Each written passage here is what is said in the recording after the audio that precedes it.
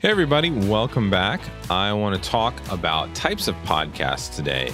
There's a lot of different choices out there. You know, in my business, we work mostly with podcasts that promote businesses or educate people, but there's a whole world of formats out there and content types. And I want to share that with you today.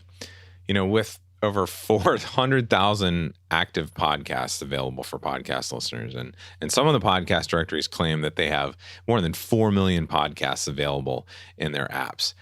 There's likely a podcast format or podcast genre available for any search term you can think of. Okay. Now, like I said, we generally work on podcasts at Emerald City Productions for busy professionals and small businesses where the podcast host is using their podcast as content marketing. Okay. But, you know, there are many types of podcasts and podcast formats out there. So I want to talk about that. And I want to talk about first in terms of content and intent types. The easiest way to classify your own podcast is to think about the intent of the content. Okay. So let's explore some of those more popular podcast formats, thinking about the intent. And I want to say a quick word really quick about, yeah, that's redundant, about interview podcasts. I talked about interviews last week, and I want to talk about them just one more time before we explore more of these content types. Most podcast hosts seem to jump to the conclusion that they should do an interview podcast format. Primarily. It's likely because they listen to podcasts with this type of conversational, episode, like the Joe Rogan Experience and all the others that are out there that have come after him. The interview every episode. On the contrary, I think that the most important content you're going to create, especially as a busy professional or small business, is going to be those episodes that feature the host, because that's where that powerful relationship with the listeners is created. Okay, that's where the expertise, the trust, the authority is built. Okay, so let's talk about some content and intent types. There's the educational podcast. This is primarily what we work on. Most busy professionals, small businesses are going to be served best by providing educational episodes, podcasts, and content. This format seeks to provide value. It seeks to provide knowledge at no cost to a potential customer. And it's a way to build a relationship with them. We see at Emerald City Productions these types of podcasts performing very well in generating leads for a business. Okay. Now let's talk about like the business podcast or the company branded podcast. Some businesses actually elect to educate potential customers in a different way. And they want to educate the customer, the listener, about their business by creating content that explains the services offered by the business. You've heard me do some episodes like that. Other businesses, other brands elect to sponsor podcasts that educate a potential customer about the industry or the product that business specializes in or focuses on. And so that's what we think about in terms of branded podcasts. I think Slack did a branded podcast about business communication, and Dell did a branded podcast about technology and things like that. But really the intent was to help people and show that this brand could do something that would make them more favorable in the customer's eyes.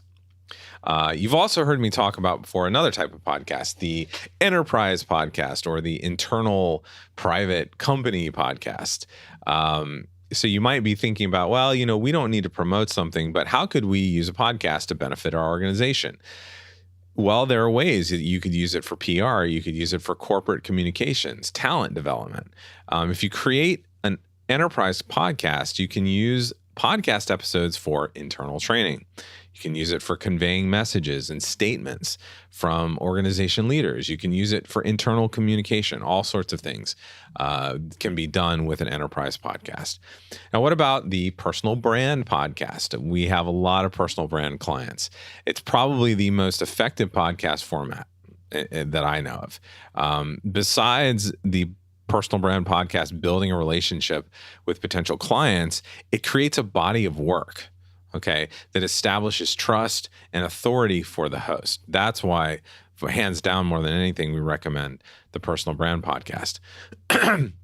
Now, a really popular format of podcast is the narrative podcast, whether it's nonfiction or fiction, theater like radio broadcast or true crime, whatever.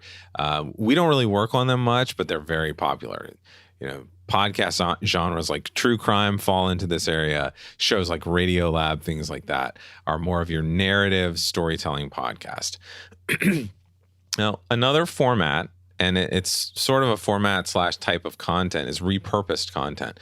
We actually encourage all of our podcast clients to repurpose their episodes in some way. And we actually do this for some of our clients, where you create blog posts or social media or YouTube content, any other like form of content marketing that is actually built from your podcast episode. And you could think of that as a reason or a type of podcast itself. There's also the limited run podcast series. Some businesses may not have time to create consistent content over an extended period of time, like do a weekly show for a year or two. That doesn't work for some businesses. So a limited run podcast, 6 episodes, 10 episode series, things like that, are a great way to provide helpful content that you can give to potential customers and put out there. It can be searchable, or you can send it to customers that may want to discover it in the future. Now, that's different types of content, different type of intent for your format. But let's talk about the hosting formats. Again, I mentioned interview briefly at the beginning, but there are also types of hosting formats that I want you to be aware of.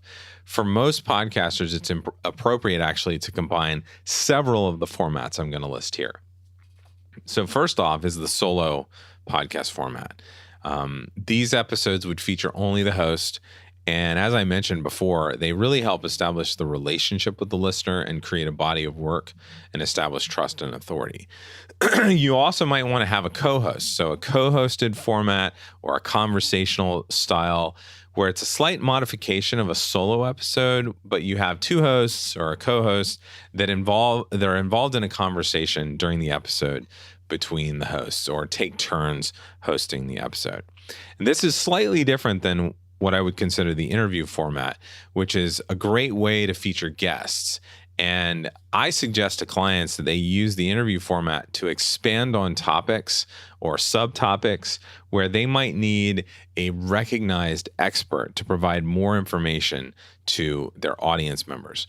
You're also going to see podcasts out there that are hosted by a panel or feature a panel, often used on entertainment podcasts or sports podcasts. I've seen science podcasts have panels where it essentially allows an energetic discussion between a bunch of different people about a topic.